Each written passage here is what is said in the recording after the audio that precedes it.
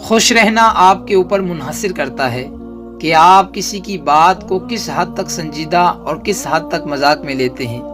بعض اوقات چھوٹی چھوٹی باتوں کو سر پر سنوار کرنے سے ہم روزمرہ کی زندگی کو تناؤ کا شکار بنا دیتے ہیں اور چھوٹی چھوٹی خوشبو سے لطف اندوز ہونا بھول جاتے ہیں۔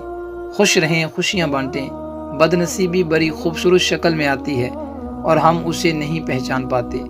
اس طرح خوش نصیبی بظاہر خوبصورت شکل میں نہیں ہوتی اور ہم اسے بھی پہچاننے سے انکار کر دیتے ہیں۔ جو دکھ دے اسے چھوڑ دو، مگر جسے چھوڑ دو اسے دکھ نہ دو۔ دن کی روشنی میں رزق تلاش کرو، رات کو اسے تلاش کرو جو رزق دیتا ہے۔ اگر تم اللہ تعالیٰ کی عبادت نہیں کر سکتے تو گناہ کرنا چھوڑ دو۔ آسمان پر نگاہ ضرور رکھو، مگر یہ مت بھولو کہ پاؤں زمین پر ہی رکھے جاتے ہیں۔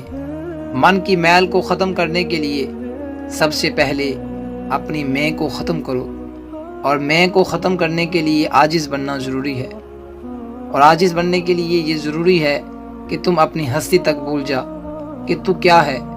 بس اتنا یاد رکھ کہ تو مٹی ہے، مٹی پر ہے اور تجھے مٹی میں ہی جانا ہے۔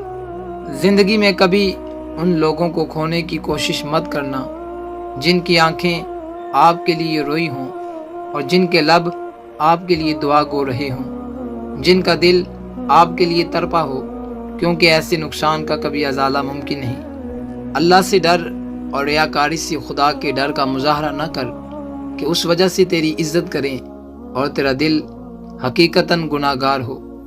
زبان کے شر سے محفوظ رہنا چاہتے ہو تو خاموش رہا کرو۔ بے وقوفوں سے دوستی مت کرو، کیونکہ یہ مشکل وقت میں تیری مشکلات میں اضافہ کریں گے۔ عقل مندوں کی صحبت اختیار کرو، یہ مشکل وقت میں تیری مدد کریں گے۔ موت کو ہر وقت پیش نظر رکھو۔ جاہل لوگوں سے کم ملو، ورنہ وہ تجھے بھی جاہل بنا دیں گے۔ دوست سے راز کی بات مت کہو، ہو سکتا ہے کل وہ تمہارا دشمن بن جائے۔ زیادہ سنو اور کم بولو۔ نفس کی درستگی میں مصروف رہو، اس سے صفات بد کی بجائے صفات نیک پیدا ہوں گی۔ سچ بات کو مت چھپاؤ اور جھوٹ مت بولو۔ چھوٹے کاموں کو حقیر مت سمجھو، کیونکہ چھوٹے کام ہی بڑے نیک کام کرنے کا سبب بنتے ہیں۔ تو رحم کرے گا تو تجھ پر رحم کیا جائے گا، تو بھلائی کرے گا تو بھلائی پائے گا۔